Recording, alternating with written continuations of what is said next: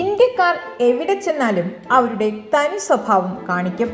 ഇതിന്റെ ഏറ്റവും വലിയ തെളിവായിരുന്നു ബ്രാംപ്ടണിൽ കഴിഞ്ഞ ദിവസം നടന്ന കല്യാണ മാമാങ്ക ഘോഷയാത്ര. റോഡിലൂടെ വരുന്ന മറ്റു വാഹനങ്ങൾക്ക് അതുവഴി കടന്നു പോകാനാകാത്ത വിധമായിരുന്നു വിവാഹ ഘോഷയാത്ര. വേണമെങ്കിൽ അതിനെ പാട്ടും ചെണ്ടമേളവും ഡാൻസുമെല്ലാം കൂടി ആളുകളെ വെറുപ്പിക്കുന്ന ഒരു ആഘോഷം തന്നെയെന്ന് പറയേണ്ടി വരും. വീഡിയോയിലെ ദൃശ്യങ്ങൾ പ്രകാരം അത് പഞ്ചാബികളുടെ വിവാഹാഘോഷമാണ്. ഇത് ഇന്ത്യയല്ല, കാനഡയാണ്. ഇത്തരത്തിൽ മറ്റുള്ളവർക്ക് അസൗകര്യം സൃഷ്ടിച്ചുകൊണ്ട് ഒരു ആഘോഷവും വിദേശികൾ നടത്തില്ല. അതാണ് ഇന്ത്യക്കാരും വിദേശികളും തമ്മിലുള്ള പ്രധാന വ്യത്യാസം.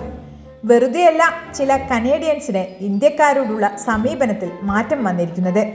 ഇത് കാണുമ്പോൾ തേന്മാവിൻ കൊമ്പത്ത് സിനിമയിലെ ഡയലോഗാണ് ഓർമ്മ വരുന്നത്.